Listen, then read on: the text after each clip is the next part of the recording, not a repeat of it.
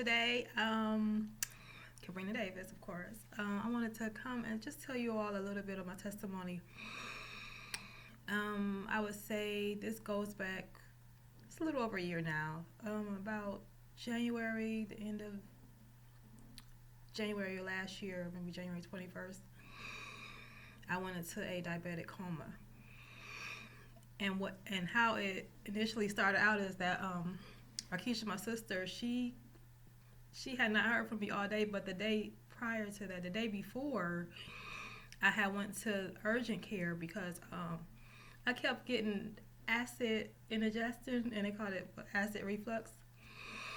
And they gave me some medicine at urgent care or whatever, but when I went to work that Friday or the next day, I still was feeling really bad, and my coworker was like, "Are you sure you're okay?" And I just kept saying, "Yeah, I think I'm okay, but I'm gonna go home."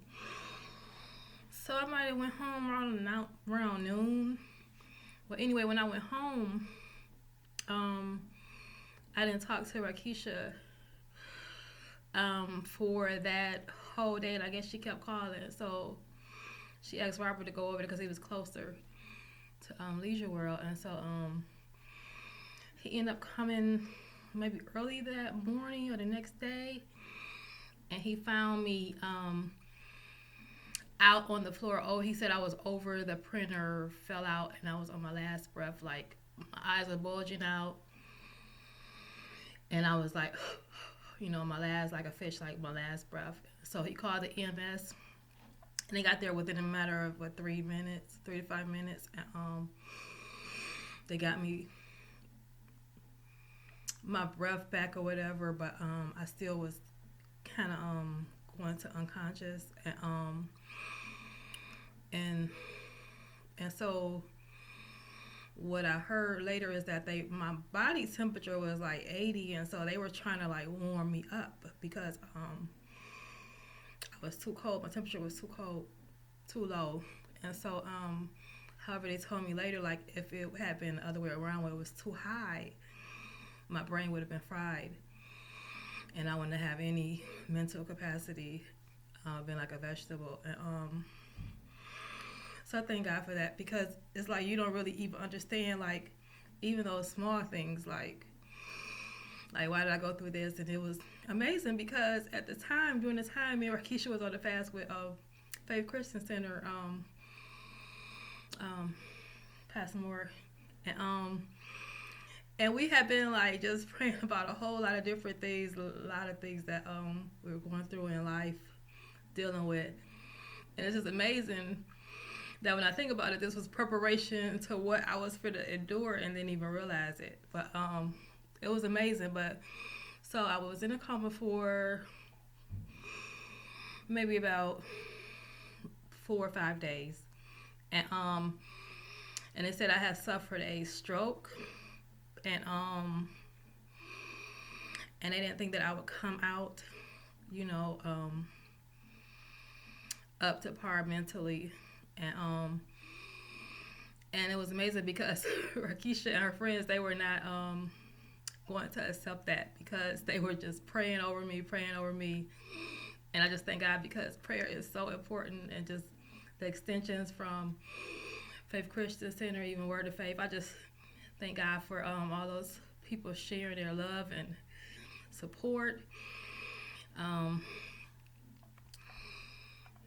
It's just amazing because prayer does work, and Rakisha stayed there every day, and I just thank God for her, and Robert finding me, and I thank God for like Ashanti, her mother, her sister, her father.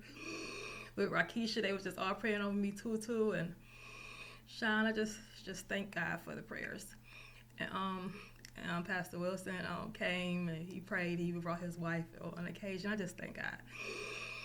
And so I came out of the coma, and they did not expect me to be like so alert. I was just so alert and ready, but what happened, I pulled the tubes out. And so they were really concerned because I was pulling the tubes out. Like, what is this? Because during the time I was in a coma, it was like a dream. So never think that people who've gone on before you, or you know how we always say our angels watching over us, like a mom and whoever went before us. And it's just like, it felt like a dream when you have these conversations or see people or hear people or, you know, talk to people. The spirit realm is totally real. So I don't want to freak you all out, but just know that it's so real. And the people who loved us and who's gone on, trust me, they are not as far as you think they are. But just to thank God for planting those seeds even throughout my life, throughout the years. And so when I came out of the coma, my kidneys were they said my kidneys had failed and everything. So I was on dialysis. Thank God I got taken off of that.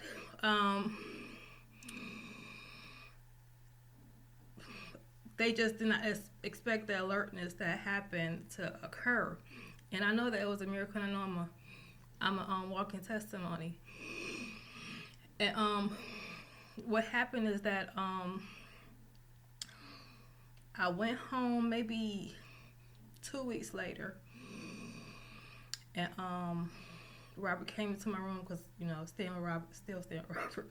But he came into the room and he was like, "Can you breathe?" Because I had like a really bad cough when I left the hospital, but they still let me leave.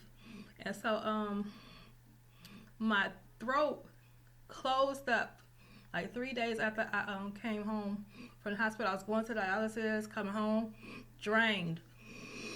It takes so much out of you with that dialysis. So when I came home one night, Robert came in and he was like, "Should I call the EMS? Can you breathe?" And I was like, I think I can. And then all of a sudden, it just closed off where I felt like a fish. I could not breathe at all. So he had to call the EMS. They had to get there within a matter of minutes.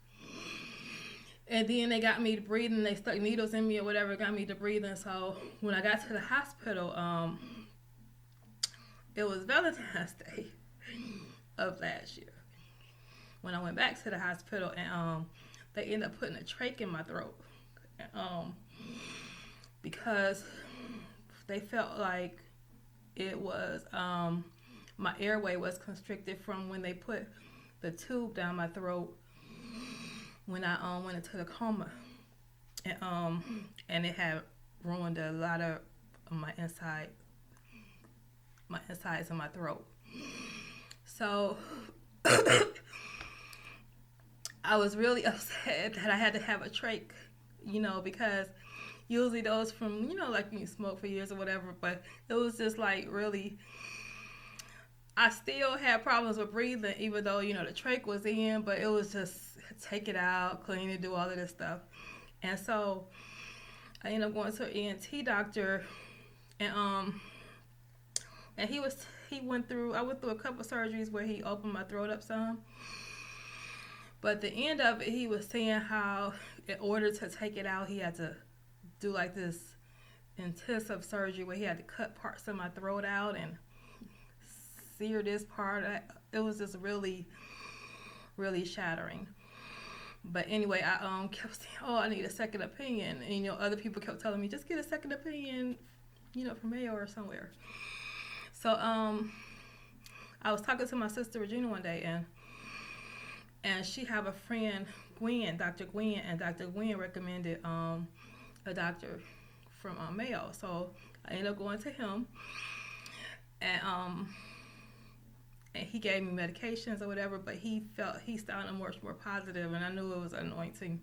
And he ended up taking the trach out like a week and a half ago. So right now it's like bandages or whatever, but my airway is still tight, but he believed that everything will secure itself, and he said just take it easy with the breathing and everything. So I just thank God with where I am today. Still healing, but I just thank God that I am a miracle, and things are only getting better. Thank you for all your prayers, your support. I even want to thank Rakisha for being with me from the beginning, Robert for finding me and keeping me and helping me out as well, and I just thank God for them. And And like I said, Ashanti, Tutu, Sean and her friends, and my friends, Laura Johnson and Stephanie and Marsha, those even other ones at ASU that actually stepped up, like Deb and all of them, and Laura and Sean, and they gave me hours, donation hours from people who I don't know because they wouldn't disclose the names. So I just thank you all so much for the support, the cards, from my friends, ASU, Valerie. It's just so many people I want to thank. Thank you for your prayers. Thank you. And also thank you to my Davis family and my extension of my degree family. And I just want to read a little bit from when I went in there. It was from Brian. I guess he got the word from Robert and Audrey and Regina. I want to thank Audrey, Regina, Robert, Rakisha, Esther. Nishi and Nita came down to see me, so I thank them too. Esther.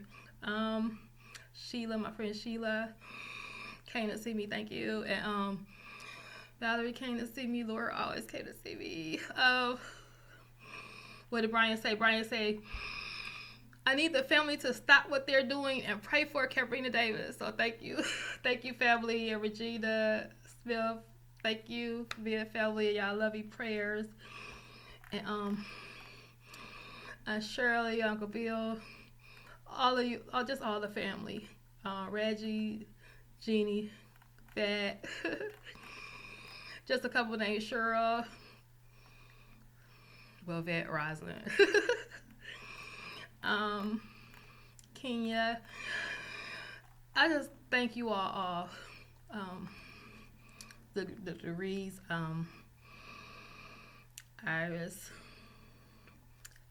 Penny, Valerie, many more.